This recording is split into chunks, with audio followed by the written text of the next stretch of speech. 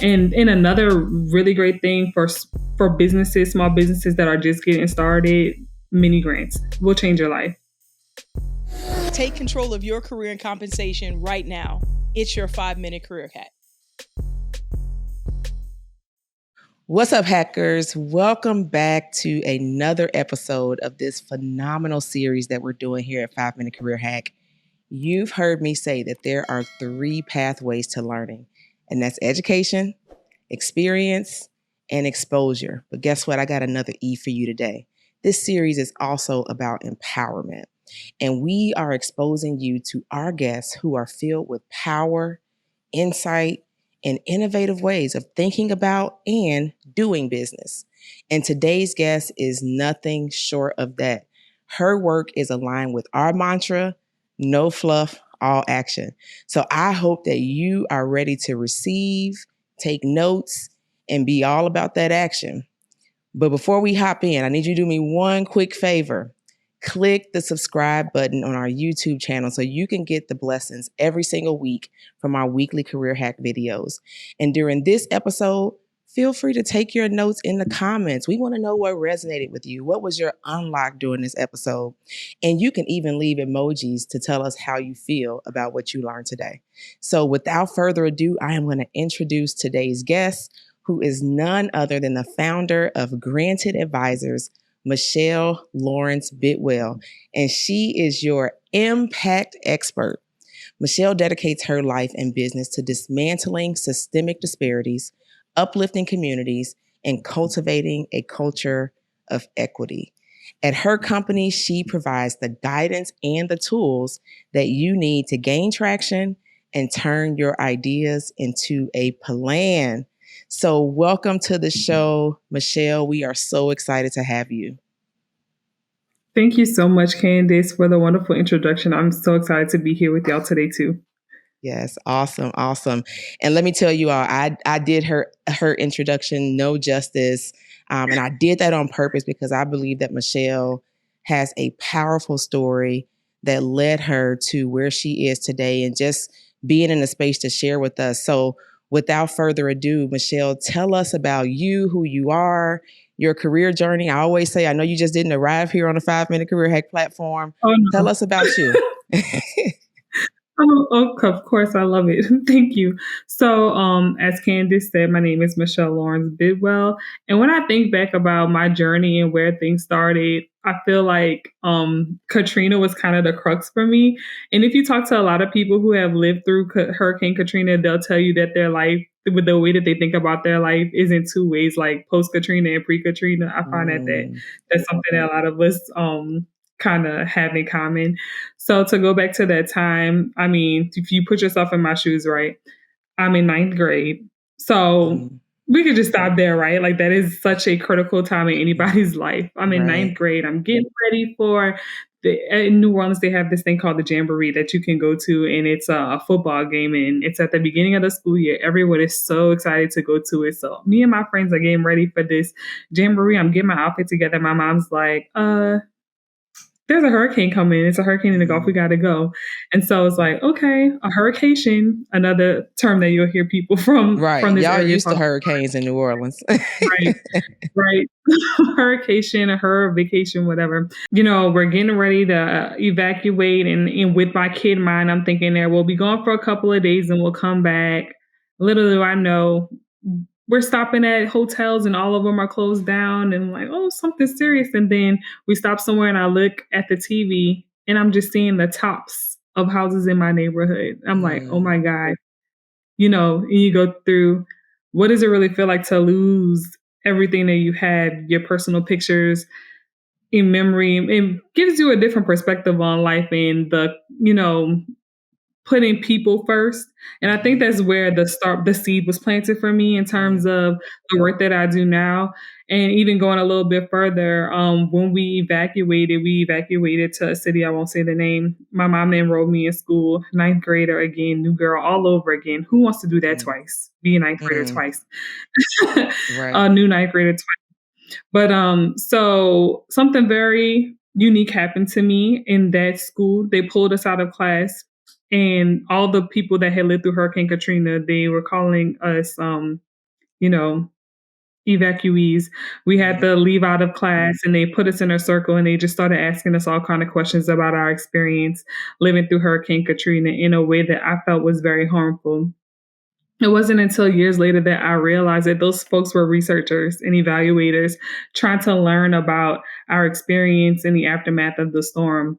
And that really put me on a track to learn more about what is research, what is evaluation. I went through high school, went through college, got a degree in psychology, and I was really looking to go to medical school, right? But at the same time, I kind of wanted more and I wanted to learn more about those upstream approaches. And I found public health.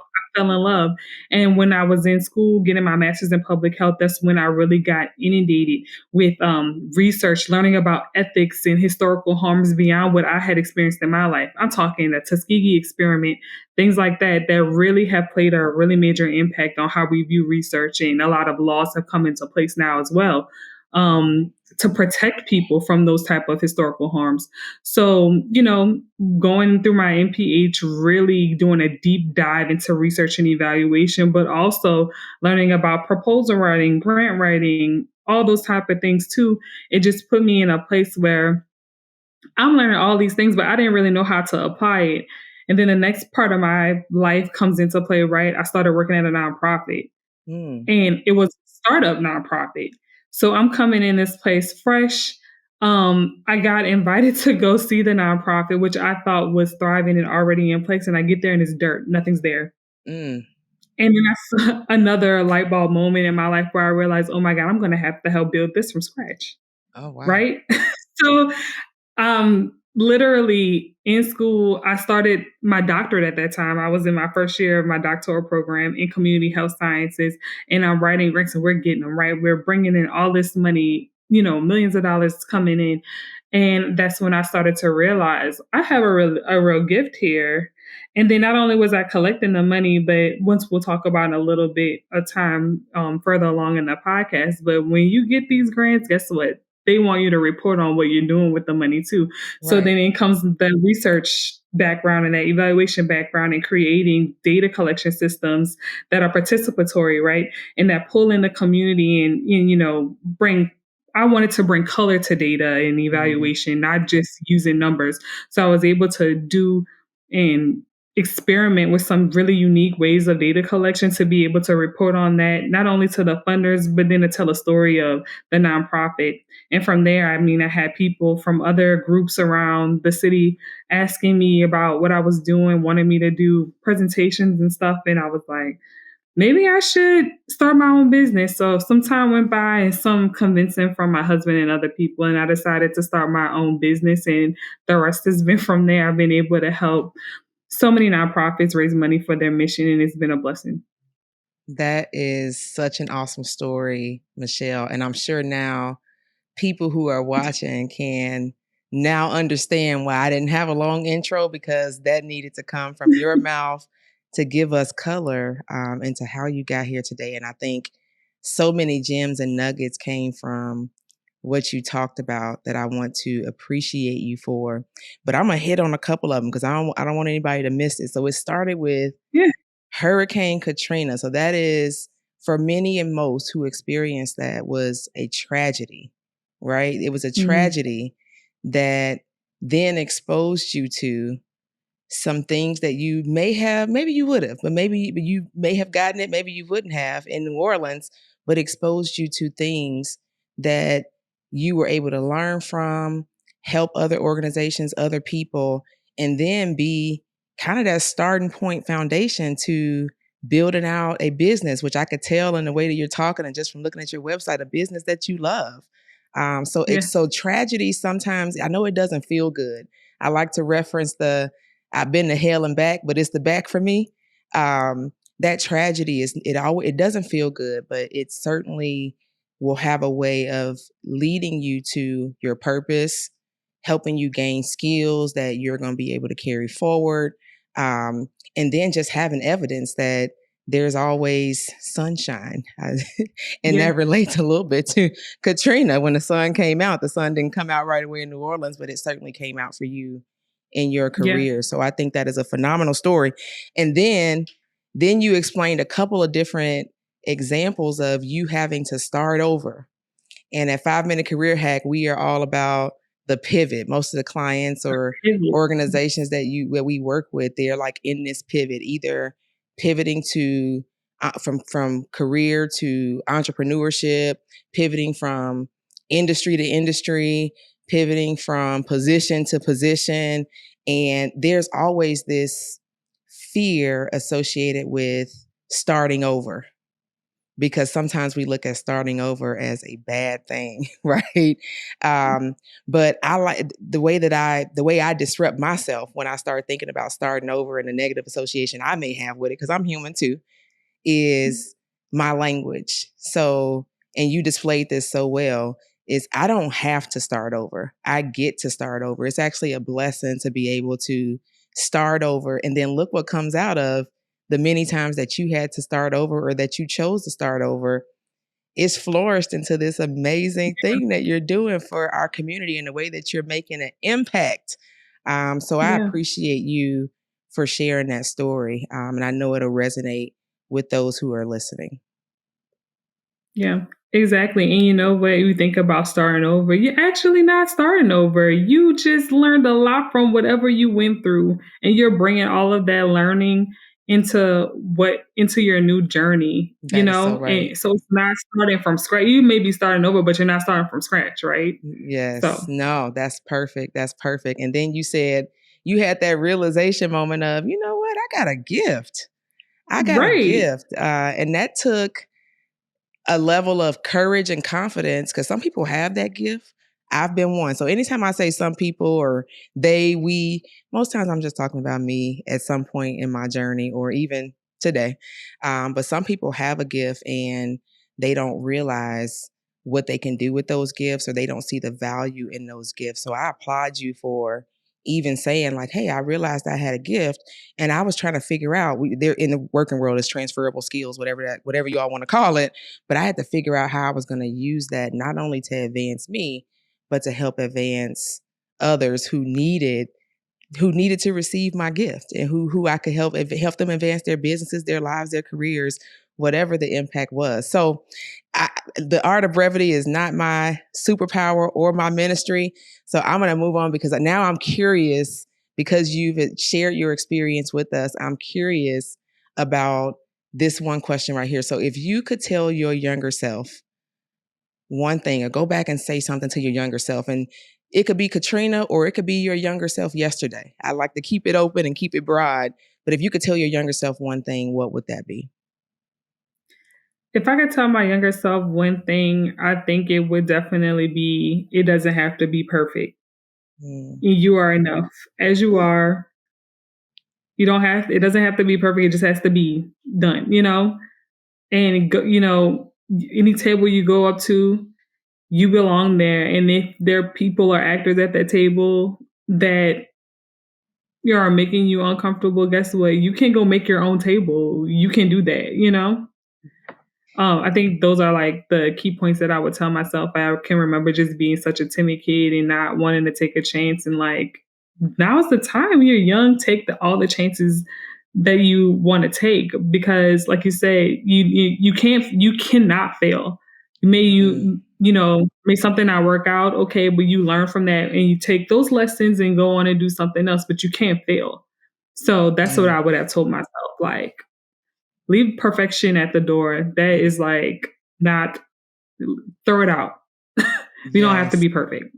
I love that. I love that. Perfection is not a goal. Perfection cannot be the goal. It's got, at one point in my life, and even sometimes I have to, I'm more aware of it now, but I have to recognize when I'm either holding myself back or not taking the courageous steps that I know I can, because I'm addicted to excellence. If I could say one thing about me with my career, yes, right? Strive, but I sometimes mistake excellence and perfection, and it's not. It doesn't serve me, for the lack of a better word, to be shooting for perfection and be comparing that to excellence. I know that I'm gonna do all things in excellence, but I know that failure, to your second point, sometimes it's just a part of the journey. So sometimes we're like afraid to be imperfect because we think there's going to be a sign of you disappointing yourself or you failed or it wasn't what they thought it was going to be. But you just have to embrace the part, to your point, of that failure is actually a part of the success formula. And you're going to make mistakes Right. along the way. And instead of thinking about the mistakes that you are going to make, think about the mistakes that you might not make if you don't try the thing that could have moved you forward. Because I'm sure, and you can share, feel open to share any of those mistakes. We said 5-Minute Career Hack. We didn't get here by, oh, we just reached success. We had mistakes, successes, traumas, failure, all those things that gives us confidence to be able to do and talk about what we do today. So no, that was, you hit the nail on the head with that one. Yeah, I mean, to have a human experience is to be faced with adversity, you know, and that's how we learn and that's how we grow. So I would not be when I think back on my life on some of the points where someone may have been like, oh man, that was a huge failure. That was a huge failure. I would not be where I am without those huge failures. Thank God those failures happened. Yes. Because they got me out of some situations I didn't need to be in, right? And got me to where I am now. Yeah, no, that's so profound. And when you see a documentary or somebody's being highlighted, that's why I'm a documentary junkie. So I'm always like, I like to see the entire journey, not just the Facebook post or the Instagram story. But it intentionally walks you through how they got there. So you can, it always resonates with the audience that they didn't just arrive here.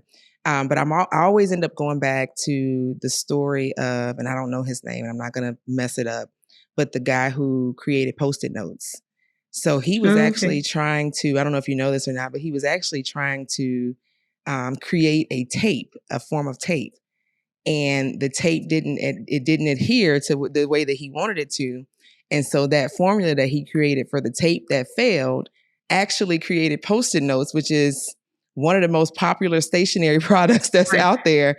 For those of you that got Post-it notes, which are affirmations or your tasks or your to-dos, that was a product and a result of somebody who failed at their dream, but then was able to redefine failure and create new success, right?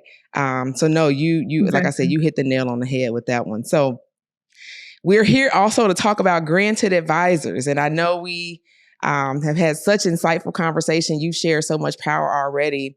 But I definitely there's people out there who are either, like I said, they already pivoted into a dual career. Some are trying to make extra money to figure out how they can start their business. There's some who just went out on faith and quit their job and went and acted on their dream. And I think that Granted Advisors is the mission and the impact that you all make can resonate with any of those audiences, probably more. So tell us more about Granted Advisors and what you all do in your business. Yes, Granted Advisors. I actually started Granted Advisors in January of 2020 with a newborn baby on my lap. Before the pandemic. Right before the pandemic, as a side hustle. Wow. But I created Granted because my nature is to help people, and that's what I wanted to do in my business. So Granted Advisors is a full service evaluation and grant writing consulting company. And what I do is I'm your capacity builder. I come in and create an entire grant and evaluation strategy for your business, help you really streamline that storytelling so that you can fund your mission and get the learning you need to continuously improve your organization and get that funding to, grow and scale. And so that's the crux of what Granted Advisors is. I partner with groups to help them get the grants that they need and be very strategic with a pinpoint and a pulse on learning first and creating that culture of learning so that once you have that learning first, you don't have things like mission creep and you going out for grants that clearly don't fit with you and you bending what you do to try to get money. That ain't what you do. That is not what you do. Let's get the story down first. Don't live first. somebody else's dream, okay? Right. Let's see. This is your box and this is what you do and you do that well. Let's not bend and contort and twist that to try to get grant funding from a group that's giving out good money, but that's not what you do. You're not going to be a good steward of those funds. That's a whole nother conversation. Yes, it is. Anyway, is. That's what I partner with my groups to do. Really get that story out first. have a good grasp on that, and what does data collection look like for you, so that when you start getting this money coming in and these folks are calling, okay, now what did you do with the 10 grand, the 20 grand I gave you? You already have the data there in a way that is comfortable for you to go ahead and report on that funding and keep it coming. Love it. Love it. So you help businesses and individuals, or just businesses? Nonprofits, for-profits, foundations, all types of businesses and individuals. Nice. So you help them get access to funding that will allow them to advance their business. Am I summarizing that the right way? Correct. Awesome. Awesome. So, this one here is kind of near and dear to my heart. I shared transparently that we're on a journey of proposal writing as well at the 5-Minute Career Hack. And of course, as a part of my continuous learning, I'm always listening. And there's all the people that you can follow on Instagram that, they're all talking about this particular topic. And then I have to go back and say, okay, well, how does this relate to ourselves and our clients? And this is the way that I think about it. And you can chime in and tell me, but there's a couple of resources that businesses have access to, or that businesses need, right? And so that is, they need money and they need time, right?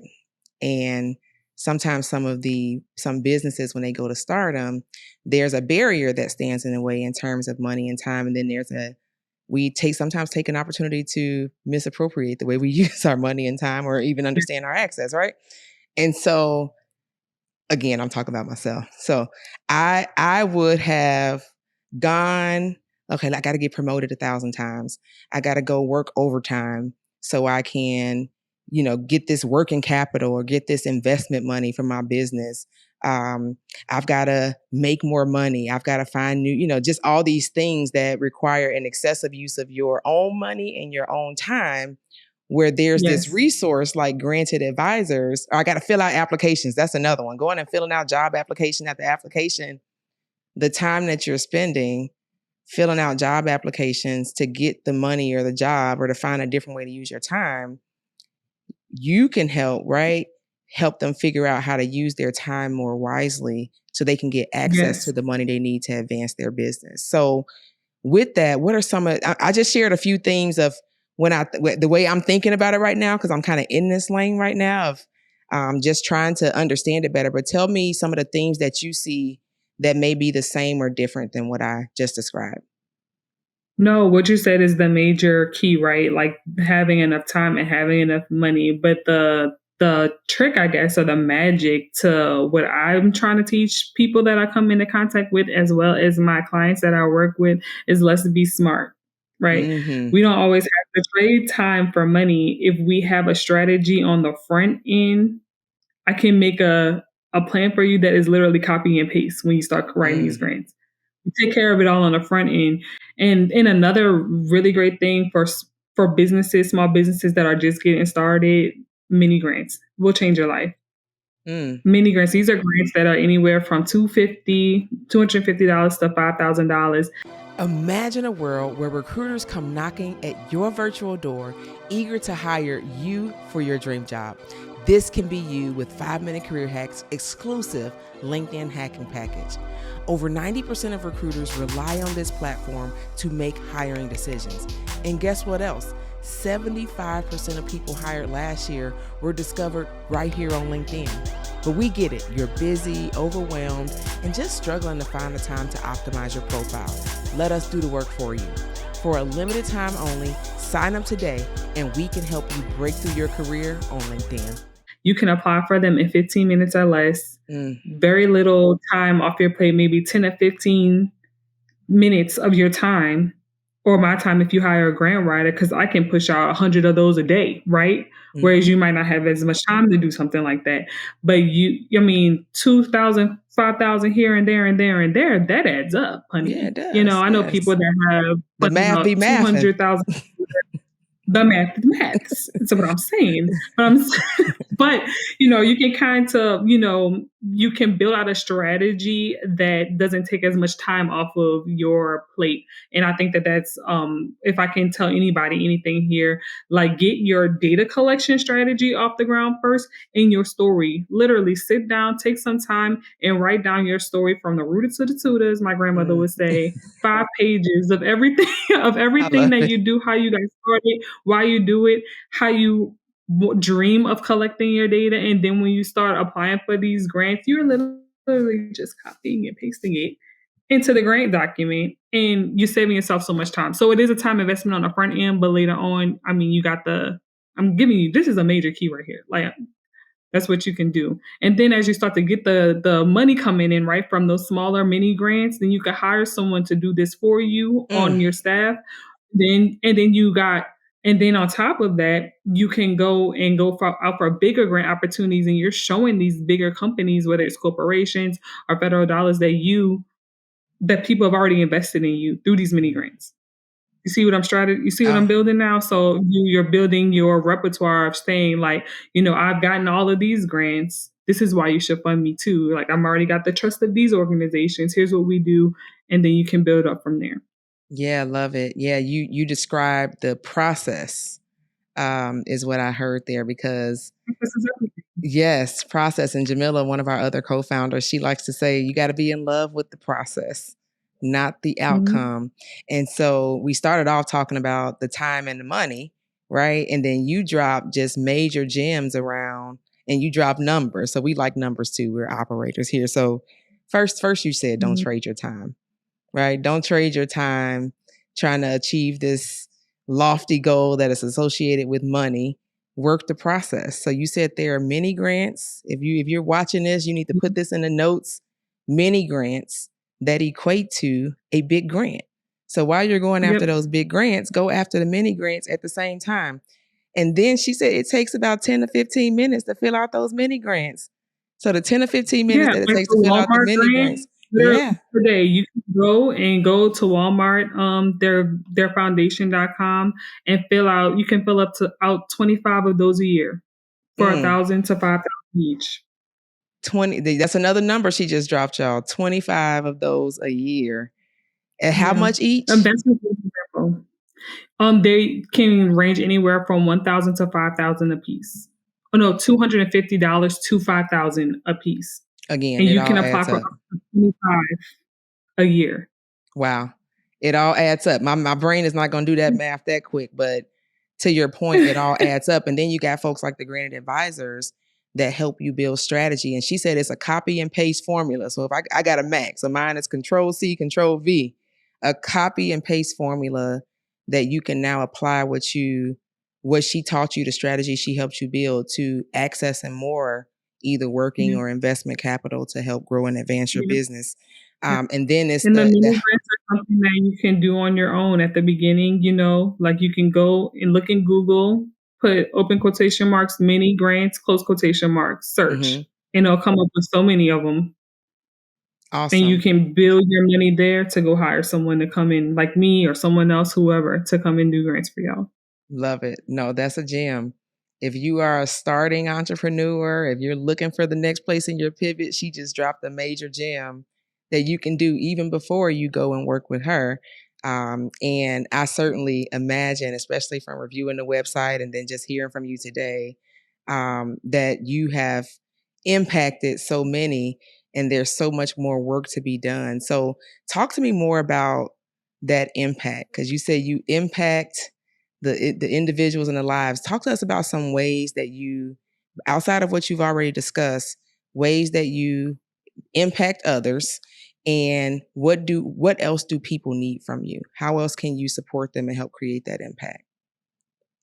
Yeah, so one of the things that's been very important to me lately and the ways that I've been impacting my community here in the Gulf South is through evaluation. So I've been doing a couple of really great evaluation projects while I'm working with the foundation. So a little bit different from the getting the grant side and then switching over to the side of the folks who are giving away the money, right?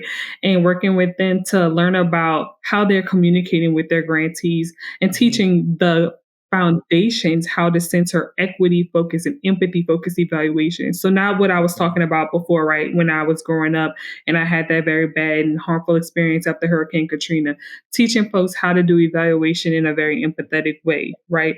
How do you talk to people when you're doing an in-depth interview? How about using art, photography? What are different ways that we can go about learning about communities and sharing power with communities instead of just giving them a survey and reducing their story into a number, right? So that's just something that has been really important to me lately, especially now where it's August 24th at the time of this. And Hurricane Katrina and Hurricane Ida, two of the biggest storms to ever hit our community, both happened on August 28th, which is a couple of days from now. And so irony. that type of work is really important to me, helping foundations tell the story and how to evaluate grantees after they give money after a storm, or helping them tell a story about resiliency after the storm.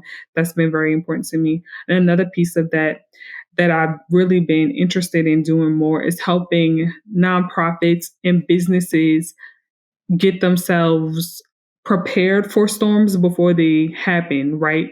So when you have everything you need to go out and start applying for grants to help you get back on your feet in the event that everything stops. We saw that happen during, COVID, it happens to everyone. So I think those are the things that really have been really important to me lately. Yeah, no, that's perfect. And that preparation is so key. Sometimes we, don't think about what we would do, or we associate negativity with thinking about worst case scenario. So we're like, oh, I don't want to be negative. I'm not going to think about worst case scenario, but naturally as humans, we think about the worst case scenario, right? And giving them tools and forcing people to think about, well, what would I do if this happened, and how can I help them plan? Then when and if that happens, they are positioned, right? Positioned with tools. And then you mentioned data that'll help them be able to still accomplish that thing that they're looking to do. Now, you mentioned data points, and this is the last question I have for you, because I want to make sure that I understand it.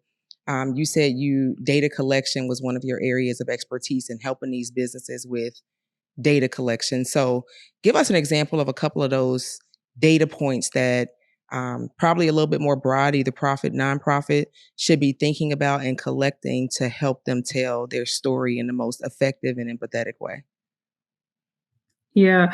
So when I think about data, of course, you could get so much data from a survey in terms of how many people you're serving, or even looking at things like your analytics numbers or how many downloads of your podcast, things like that, depending on what you do in your business. But I feel like a place where a lot of folks leave impact on the table, I call it that, is through the storytelling component and just talking and having open conversations like what we're having right now with the people that you serve, asking them to, hey, if you can think about two photographs that shows how you started and how you ended up, and let's just talk about that. Like that. I mean, a picture is 1,000 words, and then having somebody who is passionately talking about their change. I mean, you can't beat that. And that is what I'm talking about when I talk about thinking creatively or quote unquote outside of the box when it comes to data collection and things like that. Like, what is the stories? What are those stories of the people that you're serving? Because number one, it tells how you're serving them in the impact that your work is having, number one. But number two is also showing you where your gaps lie, because in those conversations, they'll also be telling you about what their next needs are so that you can create products and strategies for their next need, right? So it's really just about storytelling and open communication at the end of the day. Yes. And it sounds like you are helping people integrate data into their story, right? Because I heard you say don't leave impact on the table, but that's a combination of the numbers, because numbers matter. I can go tell somebody about my business and how much it touches my heart, and I love helping all the people.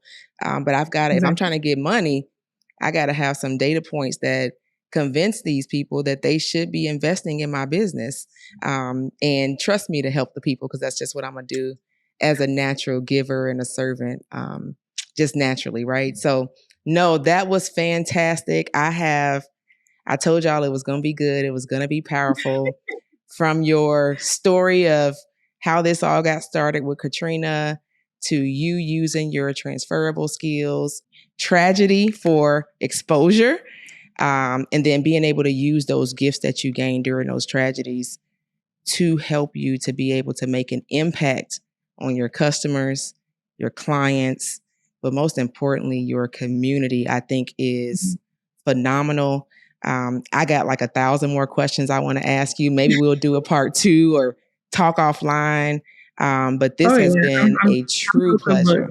Yes. And that's what it takes, girl. That's a whole nother podcast of we got to be willing to share.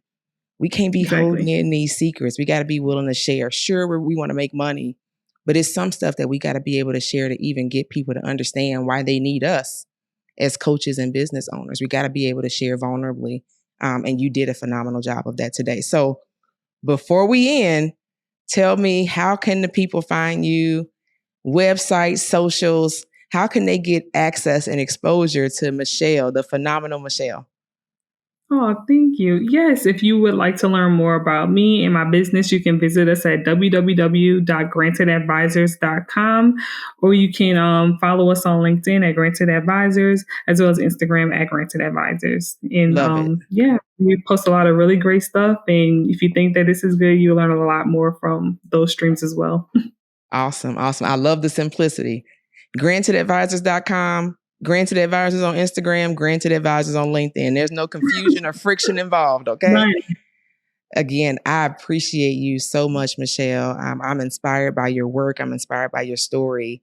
And I know this is just the beginning of a phenomenal partnership that Granted Advisors will have with 5 Minute Career Hack. I'm so happy you joined us today. Thank you. I'm happy to. Thank you for your time today. Absolutely. Awesome. Well, talk to you later. Thanks everybody for listening.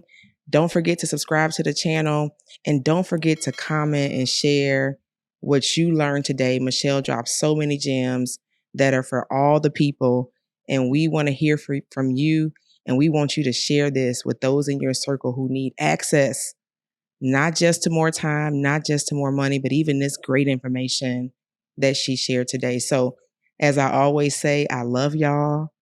And be well. Now, the 5 Minute Career Hack, we call this hacking. Look at you. You just did it. And you don't have to stop here. Take one step every week and ensure that you are pouring into you and getting closer to your career goals. Yep, you see that button down there? Hit subscribe, but don't stop there, because you know what they say, sharing is caring. So take 5 and we'll see you next week.